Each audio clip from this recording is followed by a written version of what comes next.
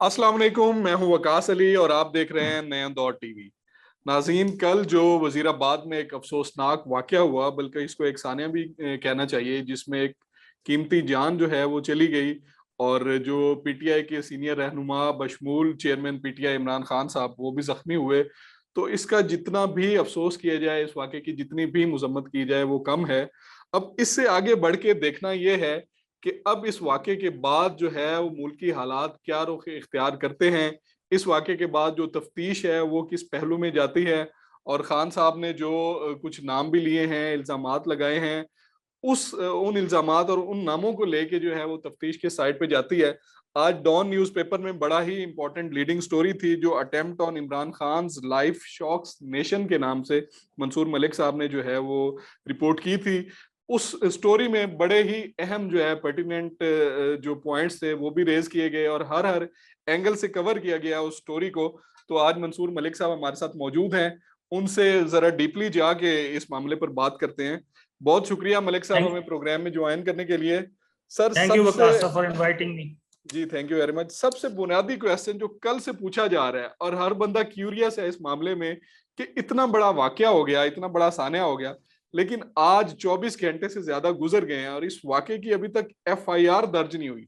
तो इसके अंदर की खबरें क्या है, क्योंकि आपकी मुलाकातें भी हुई हैं, आपने रिपोर्ट भी किया है, तो आपके पास अंदर की खबर क्या है कि क्या वजह है कि एफआईआर दर्ज नहीं हो रही अभी तक? जी, एक तो ये है कि इवेंट जो हुआ, ये जो वाकया हुआ बड़ा अफसोसनाक है और बड़ा सीरियस के एक नेशनल लीडर पे जिस तरह फायरिंग हुई, उसमें भी बहुत सारी अभी भी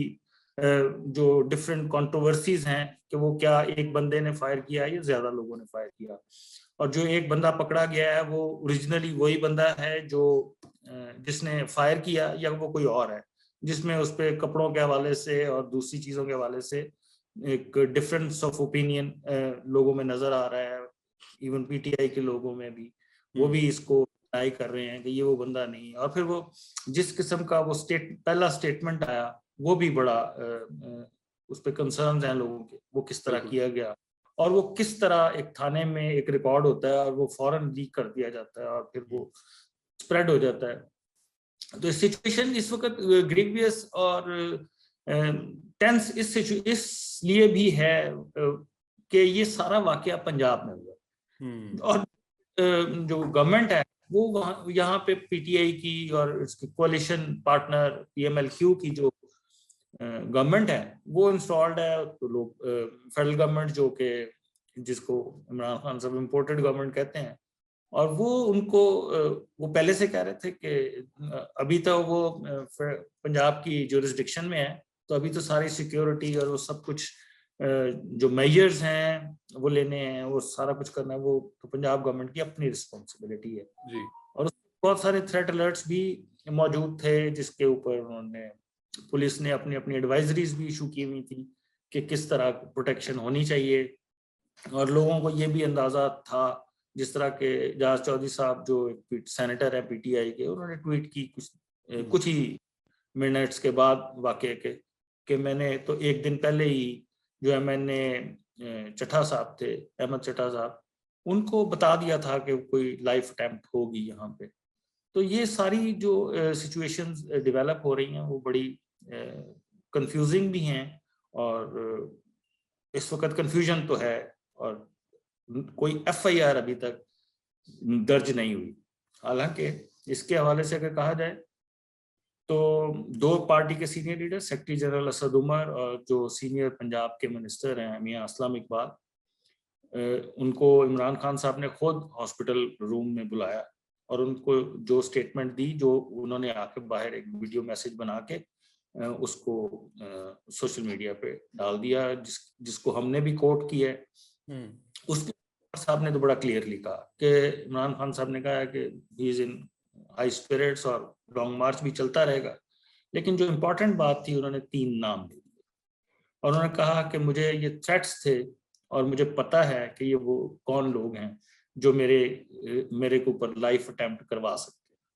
तो इससे जो सिचुएशन है वो और ज्यादा ग्रीवियस हो गई भी है, क्योंकि now it is not an event of self motivation और इमोशनल चार्ज, और ये उससे बाहर निकल गई है। तो इस सिचुएशन में अब FIR होना और ना होना एक बड़ी टग ऑफ वॉर है विद PTI PML की कोलिशन गवर्नमेंट, और फेडरल गवर्नमेंट उस पर रिएक्ट कर रही है। फेडरल गवर्नमेंट ने इंश्योर किया है थ्रू पैमरा कि जो इमरान खान साहब ने थ्रू सेक्रेटरी जनरल नाम लिए हैं पब्लिश ना किए जाएं, उनको पब्लिक भी ना किया जाए और उनको टीवी चैनल्स पे भी ना दिखाया जाए। उसके बाद जो सीनियर मिनिस्टर हैं मियां असलम इकबाल साहब, उन्होंने कहा कि हम दर्ज कराने जा रहे हैं FIR और उसमें हम अपनी स्टेटमेंट्स देंगे और इमरान खान साहब की स्टेटमेंट रखेंगे IG के सामने, लेकिन अभी तक कुछ नहीं हुआ। सही है। अच्छा मलिक साहब ये बताएं, अभी तक अगर कुछ नहीं हुआ तो उसमें वाजे जो इम्कानात नजर आ रहे हैं वो यही हैं कि सबसे बड़ी हर्डल जो है वो CM ऑफिस की तरफ से इस मामले में हो सकती है। और अगर हम माजी भी देखें, जो परवेज इलाही साहब थे उनका जो प्रो एस्टेब्लिशमेंट हमेशा से जो है ना उनका झुकाव नजर आया है, तो PTI इस ये नाम दे के तो उसके बाद कुछ अचीव करे या ना करे, लेकिन इस पे जो झगड़ा करेंगे वो CM साहब से या CM ऑफिस से, तो ऑन स्टेक्स तो उनके लिए पूरा पंजाब हो जाएगा फिर। झगड़ा तो इस वक्त मेरा ख्याल है कि शायद कुछ थोड़ा टाइम पहले से भी चल रहा है, इस अच्छा। मार्च होने से पहले से भी चल रहा है, और वो थोड़ी सी controversies within the organise जो है PTI और PMLQ में, एक जो हल्की सी जो टेंशन्स हैं वो चल रही हैं। हाँ। अब परवेज इलाही साहब ज़ाहिर अपना वो एक पॉलिटिशियन है और उन्होंने अपना जो स्टेक्स हैं वो सारे देखने हैं, और उनके स्टेक्स किन किन के साथ जुड़े हुए हैं वो हमें पता है। तो इस सिचुएशन में दो कि इमरान खान साहब की सपोर्ट की वजह से ही चौधरी परवेज इलाही साहब इस वक्त चीफ मिनिस्टर हैं, लेकिन अगर चौधरी परवेज इलाही साहब अपने 10 बंदे लेके साइड पे हो जाएं तो फिर कोई भी नहीं रहता, फिर इवन के जो PTI की गवर्नमेंट है वो भी चली जाती है, और फिर वो वल्नरेबल हो जाते हैं सारे के सारे in the hands of PDM government. और वो वहाँ पे जिस तरह आई एम श्योर कि उसके पीछे भी बहुत सारी कॉन्स्पिरेसीज चल रही हैं, और PDM गवर्नमेंट हर वक्त चाहती है कि वो अपनी पंजाब की गवर्नमेंट को दोबारा इस्टेब्लिश करें और रीगेन करें पावर, और अगर पंजाब में वो पावर रीगेन करते हैं तो ये जिस तरह का 25 मई वाला वाकया है तो ये शायद इस का अभी वो करना ही ना देते। तो इस सिचुएशन में बड़ी केयरफुल होके चलने की सिचुएशन है। लेकिन इमरान साहब आपको पता है कि बहुत सारे अग्रेसिव हुए हैं for the call of general elections, कि वो कहते हैं कि वो free fair and credible general election फौरी करवाने चाहिए, क्योंकि पब्लिक इस वक्त उनके साथ है और जो इम्पोर्टेड गवर्नमेंट है उनके खिलाफ है, और वो जो है वो एक लेजिटिमेट गवर्नमेंट नहीं है, तो उसको खत्म करना चाहिए। और वो बात उनसे पॉलिटिकल गवर्नमेंट से नहीं कर रहे, वो डायरेक्ट मिलिट्री एस्टेब्लिशमेंट से बात कर रहे हैं। और वो जब प्राइम मिनिस्टर शहबाज शरीफ साहब ने जब उनसे बात कोई चीजें कहीं भी कि जी मेरे तक ये पैगाम आया,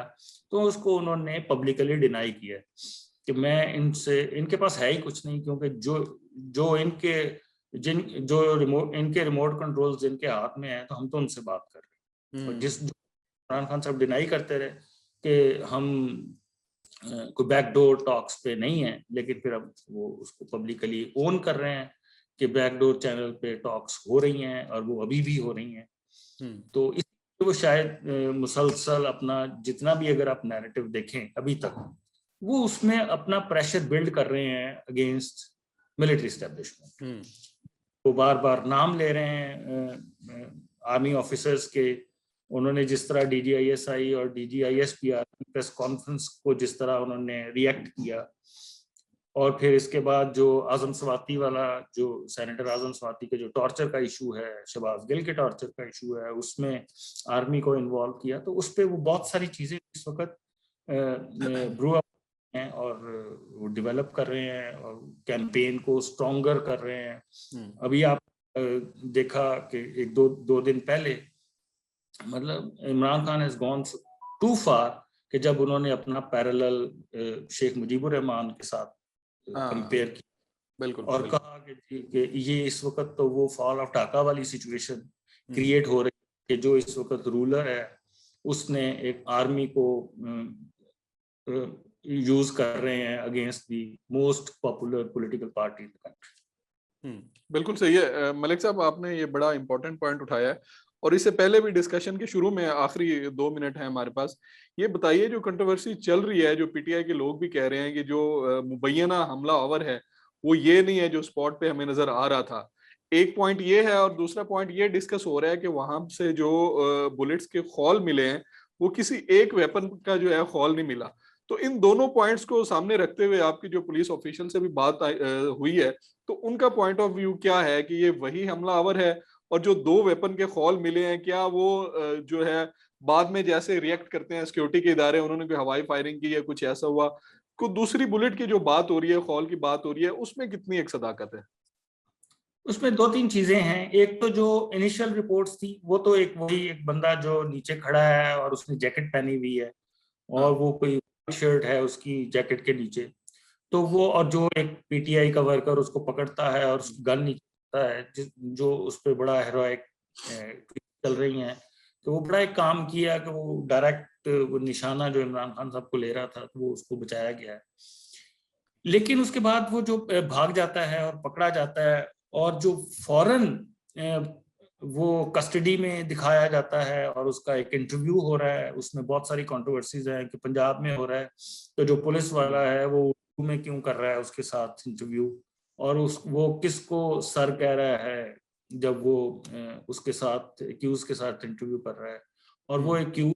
किस तरह फौरन अपना जो एक नैरेटिव प्रेजेंट कर रहा है कि वो अकेला है, खुद है और उसने डिसाइड किया हुआ था तो उसने ये कर दी। सो इस तरह की सिचुएशन। उसके बाद जब वो पिक्चर्स और वीडियोस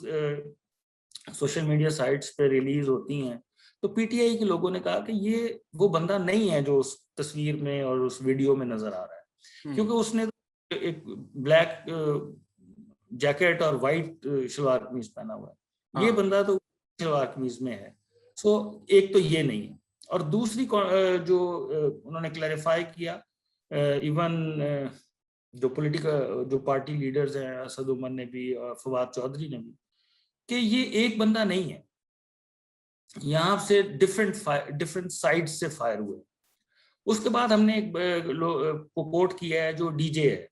इमरान साहब के कंटेनर के ऊपर जो उस वक्त जो पार्टी का म्यूजिक है वो वहां पे रन कर रहा है, वो कह रहा है कि मैं वहां मौजूद था और मैं जब झुका हूँ एक पार्टी सॉन्ग चेंज करने के लिए तो मैंने उठ के देखता हूँ कि जो साइड पे जो रोड साइड पे जो बिल्डिंग्स हैं उसके एक अपर फ्लोर के टेरेस पे